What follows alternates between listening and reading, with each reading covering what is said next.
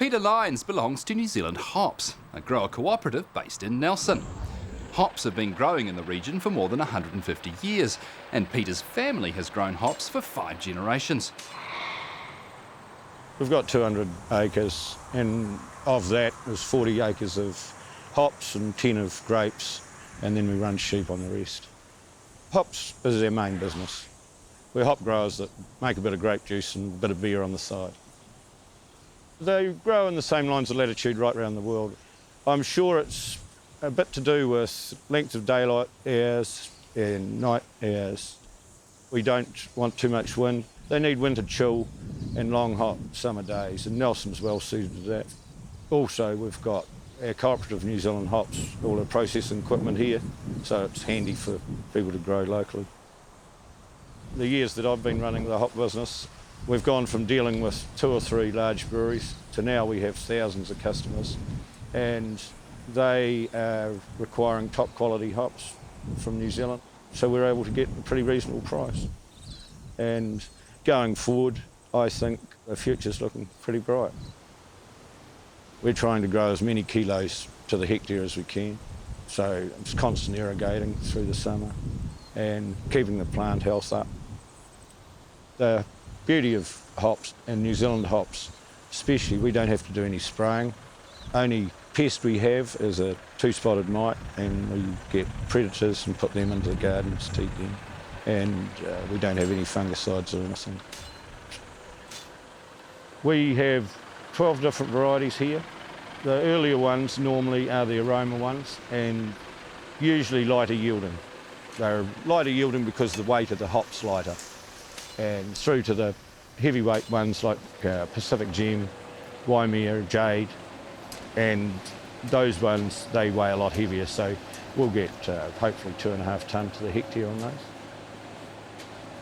We're already doing tests for nitrogen to preempt if there's any regulation on nitrogen leaching, like there has been with the dairy industry, and it's looking pretty good. We're pretty efficient with the way we put it on, just a little bit of time and water it in straight away, and if you look at how green the hops are, they're definitely getting it. Once we've decided the hops are ripe enough, the aroma's up and the alpha is high enough, it's a race really to get them in.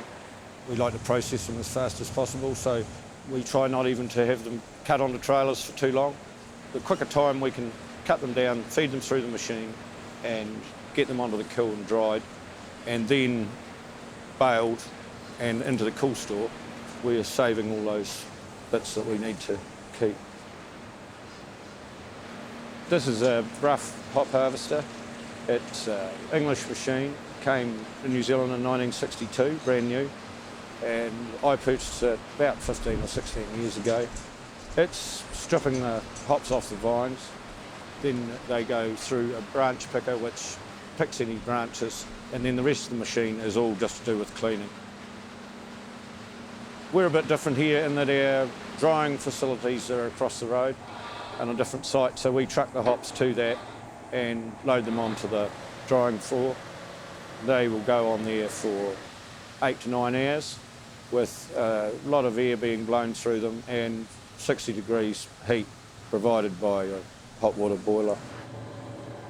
We're a co-op, 19 hop growers in New Zealand, and we own New Zealand hops, and their processing facilities are there. We have cool stores and a pelleting plant, and probably 90% of the hops would be pelletised and put in foil wraps to keep the goodies in. Some will go on and be extracted as well, and then it ends up in a tin and it'll keep a lot better still. With the craft beer revolution, we have several craft breweries around the world that require hops straight from as whole bales. We are air freighting some to Sierra Nevada, and we also are selling green hops straight to, well, they go through New Zealand hops because we're single desk sellers, but they will go to craft beers breweries in New Zealand so they can brew with them the next day, a green hop beer. I used to buy a keg off a brewery down in Richmond so that I could shout for the workers after harvest and that, and a group of mates were around And I'd rented out one of the houses to a fella that had bought a heap of brewery tanks. His plan was to have like a brew bar. He ran out of dosh anyway, so we said, we'll buy it. That was all very well, but we didn't know how to brew. Well, we'd all done a bit of home brewing, and we didn't know which tanks went where, so we employed a brewer to help us tell us where to put the bits and pieces and which bits we need to purchase. And we're all pretty practical dudes, so we built all the pipe work and did the stuff in between. The thing I really enjoy is making our seasonal batches or our one-off beers alongside our 4 main ones that we've got taps for.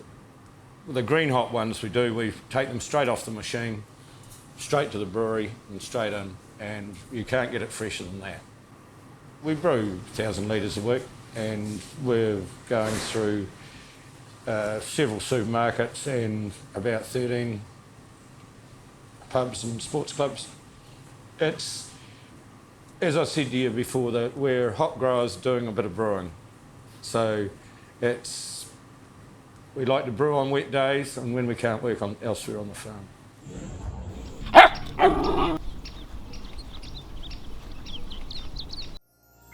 This program was made with funding from New Zealand On Air.